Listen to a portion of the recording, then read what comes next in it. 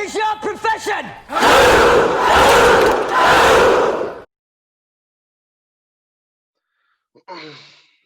Yes, people, another edition of Knightz and the Round Table discussions where we talk about all sports all the time. Got my guys, Tooth and the Truth with me. How are we doing, people?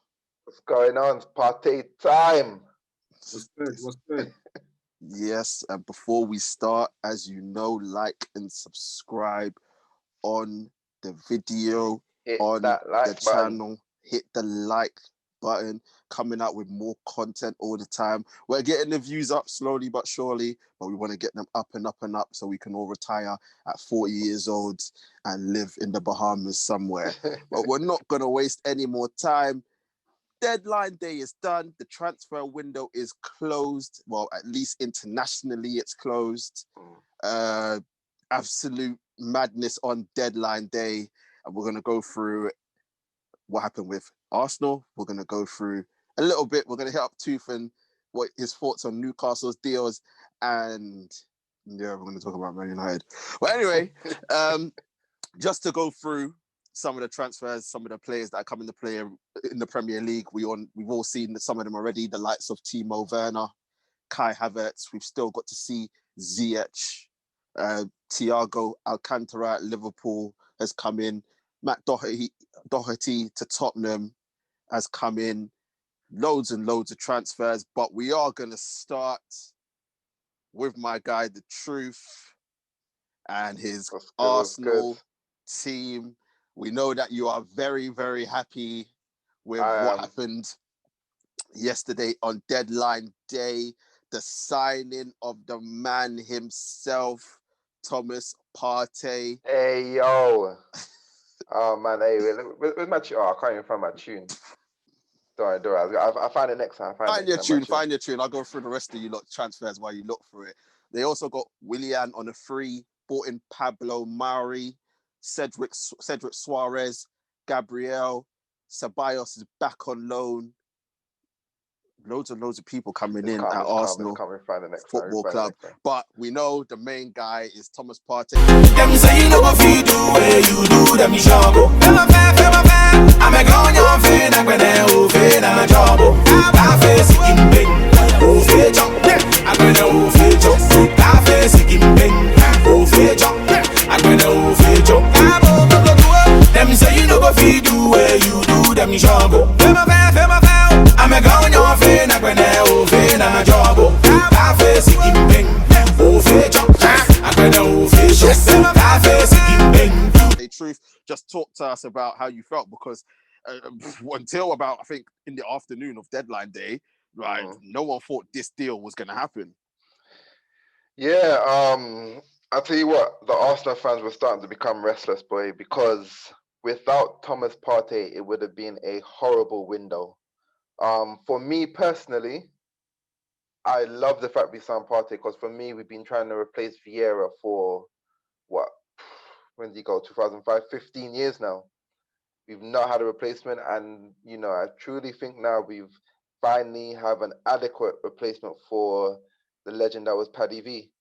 That being said, though, I don't want Arsenal fans to fully, you know, that gloss over everything that happened. At the end of the day, signing Partey was a minimum for me. Actually, it wasn't even a minimum. That's a joke. Signing two was a minimum for us. We needed Partey and we needed a player like our. I'm not saying our, but we need a player like our to come in as well, because we struggle with creativity. So Partey, while it was a very good signing, very exciting signing, solves a lot of problems for us. For me, it's I wanted more. I think we wanted and we needed more. And Arsenal, the board always do this. They get a signing, the fans being the fickle fans that they are, they're like, yes, we got the signings, we're fine now. Watch. If things go sour, in a few weeks or in a few months, we'll be right back at square one. Oh, they should have signed they didn't get the checkbook out, because let's be real, I think our net spend this year was about 50 mil. Was about 50 mil. And yes, I know COVID and everything. I know COVID has been a problem. But when you think about what other clubs have spent, it isn't that impressive what we've done. And I know we needed to get some names out, but for me, getting in the players is more important than getting players out, because success breeds more success, and we get more money in the more successful we are. So, you know, there's still issues there, but for this time being, I'm happy we got Partey. We solved a huge issue that we're missing in that midfield conundrum. So yeah, I'm mildly happy, but there's still more to be done. Well, I completely agree with everything that you said, especially when it comes to Partey. Just watching Arsenal, we know that since Vieira left, there's been a massive void in the middle of midfield. I mean, I think Wenger changed stance with having Vieira and who was it? Vieira and Vieira, Gilberto. Say that again? Yeah, I was about to say, didn't Gilberto take over the? Oh yeah, sorry. How can we but forget Gilberto was Silva? but Gilberto was a totally defensive midfielder. When we talk about Vieira, we're talking about someone that is box to box, can control that entire central area of the field. Gilberto was just a defensive midfielder. Partey is definitely more in the Vieira mode than the Gilberto mode. Fair enough. That's a good analysis of it. I mean, they did have two correctly brought up Gilberto Silva, and obviously he's a club legend in himself, because he was very good in the Arsenal midfield. But obviously since then, him leaving, there's been a massive hole. Wenger tried to change it, tried to go smaller with the likes of Fabregas and Jack Wilshere and some of the other names like Nielsen. Abu Diaby, who was touted as the next Vieira, unlucky because of all the injuries that he got. El Nene. El Nene, you know. I mean, all these players that they tried to use, and it just hasn't worked. And we know that Arsenal fans have been screaming out for a holding midfielder for the part, at least a minimum of 5 years. They've been screaming out for a centre midfielder. And I think the one thing I will say about Arsenal in this transfer window, I do agree you needed more. Aouar should have been done, because the Partey thing was simple. And that's what I didn't understand. All you had to do was trigger his release clause, and that was it. Exactly. I don't understand the strategy. What I personally believe is that we were trying to get Aouar done for as cheap as possible, so we can get Aouar and Partey. But Lyon were firm that they wanted the 50 million euros, which is about 45 million pounds. They were firm on that stance. So once that happened, I thought we always had the money for Partey. I've literally always knew that in my head. We've got the money for Partey, but we did a bit of a gangster move, which I personally didn't like, to be honest, the way we left it till late. I think it would have been better just to get it done out the way and then work the rest of the summer on Aouar. I don't like signing this last minute. I think it's kind of it's a bit dread on Atletico. Last minute you're losing. I mean, we understand that Simeone was fuming, because his whole thing is that it's done on the last day, and he thought he was keeping Partey and still bringing in Torreira. He was saying that was going to be his midfield, but obviously they triggered the release clause. Once the release clause been triggered, I mean, we all know what happened with Luis Suarez, allegedly. You know what I mean? But the release clause was triggered, and Partey is now an Arsenal player, and it makes the team so much better. And you can now not panic as much, and you won't get carved open as much as what it was prior. Don't get me wrong, Arteta's done a good job so far in cutting that out and trying to stop it, but having someone like Thomas Partey there just makes it even more solid. But very, very good signing, and obviously for the future, what was it, a 4 or 5 year deal? 5 year contract, which is five 4 with a 1 year option to extend, which is, you know, it's amazing for us. We got him in his prime. I'll tell you what it does do is still send a message that no matter what position we are, we can still attract, because we got him from a Champions League club. You know, someone fighting for titles has come to us that we finished 8th. You know, we're fighting. At the moment, let's be real, we're fighting for Europe. Like, I know we want Champions League, but we are still fighting for that top 7, top 8, top 9, whatever you want to call it, because, you know, you got Leicester, Wolves, Everton. It's difficult, man. And as you see, the results this year are going to be so up and down. It is no top 4, no top 6. I think you genuinely have a top 9. So the season's gonna be absolutely crazy. So, like, transfer windows are becoming even more important to get the right players in, because you're gonna have to be fighting tooth and nail to try and. Well, we still believe that the title. Well, I still believe a title is still a 2-horse race. Some people may say 3 if you want to add Chelsea to the mix. I think it's a 1-horse race. Not based on Fat Frank, but just based on the players that they've acquired in the transfer window. I know a lot of people are looking at it, but at the end of the day, as bad as Man City are looking, I mean, Villa and 7-2, no one saw that coming. So I can see why people think it's going to be another Liverpool title. But at the end of the day, the way how the league is looking right now, I think it's either or. It's whichever one can pick up the best form and keep the most clean sheets gets the win. But I just wanted to talk to you about the defenders that you brought in. I mean, another position where Arsenal fans have been screaming out for it to be fixed, and the defensive structure was sorted out early. I mean, Pablo Mari, but wasn't Mari supposed to go back out on loan? Again? No, you mean Saliba? Saliba, Saliba. He was supposed to go back out on loan.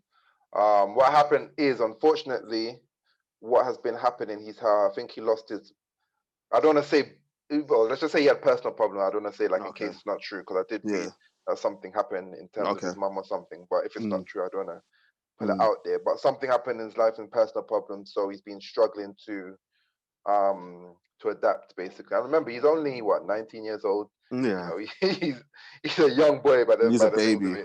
Yeah, so in terms of putting him out there, we don't want to go and, you know, do anything silly and just, you know, launch him out there and then he struggles. So what Arteta wants to do, he wants to send him back out on loan, let him get some more experience in his own time. Not having him line up, because Arsenal fans were expecting too much. People are calling him like Van Dijk and what? Bro, what are you talking about, man? Stuff. I was like, come on, man. The guy's nice. He's a 19-year-old kid, man. So there's going to be way too much pressure on him from Arsenal fans. So I'm glad, keep him out the limelight. Apparently, he missed the loan deal to Saint. Yeah, he was supposed to go back to Saint Etienne, but apparently paperwork got messed up on that stuff, so he's not going. You say a broken fax machine. Yeah, that fax machine broke down again. I don't know what happened. Both clubs are blaming one another. So yeah, they're looking to send him out on loan in the Championship, which it could help, but then I'm not sure about it. If you come from France, you got personal issues, you don't want to go on a flipping cold night in Stoke. You don't want to go on a cold November night in Stoke or something, man. So I don't know what's gonna happen there. Hopefully it gets sorted out. He gets, you know, maybe a top Championship club are coming for him, so it's a bit more comfortable. Maybe Derby or something. You know, I know Rooney's there, bit of star quality there. So let's see what happens there. Yeah, fair enough. But yeah, back to your defense. I mean, Pablo Mari, Gabriel's there, Cedric Suarez, who no one's really talking about, to be honest, because I know he was there. I know he was there pandemic-wise, but you officially signed him. I know he's a backup. He's a backup for Bellerin, but I mean, he was Southampton's number 1 right back at the time. So, how do you? But if we focus on the 2 main ones, which are Gabriel and Pablo Mari, how do you see them adapt? Gabriel, we've seen, he looks good, got a left foot. Haven't seen anything of Mari yet, but how do you think that is going to change the way how Arsenal's defence operates? So recently, I think towards the end of last season, we started going 3-4-3. with 3 centre backs. And while it's made us more stable, it's really affected our creativity, because obviously we've had to only play with 2 midfielders in Xhaka on Neni or Xhaka on Ceballos. And they've done okay. They've done okay, but it really stifles our creativity. I think with Partey coming in, we can go back to a 4-5-1 or 4-3-3 formation, which will help our creativity a bit more, because what will happen, Partey can just manage that space in between the midfield and the defenders, and that way what we haven't really ever had is that protection. Xhaka's not a flipping defensive midfielder. He never ever has been. Teams get past him like he's not even there, like he's Casper or something. Ceballos, that's not his role. So having an actual presence there is going to help us now to actually play 4-5-1 or 4-3-3. Personally, I don't know what Arteta is going to do, to be honest. I don't know if he trusts David Luiz enough to go David Luiz and Gabriel together at the back. I don't know if he trusts him enough, because Luiz is a liability in a 4-4, when he got 4 at the back. Holding he's getting better, but he's not there yet. Murray is still injured, but he should be coming back. I think November. I think that's the time he said he was coming back. But then Murray and Gabriel can't play because they're both left-footed. So Arteta's kind of got an issue what he's going to do at the back. I don't really have the answer right now in terms of what we're going to do in that position, because it's something that we're just going to have to work out, like see who's the best combination. And that's it. Fullbacks taking care of Bellerin, and even though I think actually Cedric is better than Bellerin for me. Bellerin, I know he had a good game against Stoke, but he's so up and down. Sometimes you're like, yeah, this is the old Bellerin, and other times you're like, why are you scared to attack for? Tierney on the left, that's a given. Solid, one of the top left backs I say top 3 left backs in England right now. So yeah, defense is looking much better, but as I said, Partey solved that. It's about creativity now. We have to look to be more creative, because I think we got one of the lowest shots in the Premier League. Bellerin? Did you say Bellerin? Bellerin what? Like top 3 left backs? No, that's Tierney. Oh, yeah, all right, my bad. Bellerin's not even in the top 5 best right backs for me, don't worry. So yeah. I was ready to jump, bro. I was ready to jump. It sounds like Arsenal are finally getting sorted. Like I said, with Arteta, it looks like you have a system. It looks like you have a plan, and I can only see things going strength to strength. I understand about what you were saying about it's creating chances, like clear-cut chances in the shots. Yeah. The amount of shots that you lot get is an issue, so I can understand why you want to think. We're low, but 5 or so. But I think that's what Willian was brought in for, and obviously he got the 2 assists in the first game. It was not 3; it was 2. He got the 2 assists in the first game, and I think he's just trying to adapt, because again, he's like, when you play 3-4-3, it's not as clear cut as what they think. It takes some adjusting to, especially when you've been basically playing 4-3-3 throughout your whole time in England. On my final point on Arsenal, it's got nothing to do with the transfers. It's to do with it's to do with Abba. Why is Abba not playing through the middle? Fam, I swear to God, I thought you were about to bring up the fucking dinosaur, bruv. I'm so glad he didn't go down. Oba. I swear the way you set up the question, I swear I thought you were about to go into the dinosaur, bruv. I'm not going to even lie to you. I don't know what Arteta's thought process is in terms of putting Oba on the left. I don't like. It's an issue. So with Arsenal, we are very unbalanced in terms of the players that we have. Like, we've got Lacazette and Oba, and they're quality strikers, but they can't play together. Like, forcing them to play together, it doesn't work. Defense, we got probably our 2 best defenders. You'll probably say Murray and Gabriel, but they're both left-footed. Luis and Holding are too slow. I'm not even going to mention Socrates and Mustafi because I didn't even realize that they were still there. Yeah, we were unable to get at the dead wood. I think Oh, we no, were unable listen, to get out. I'll tell you about dead I wood. know, I know you understand as well. Getting out that dead was hard to do.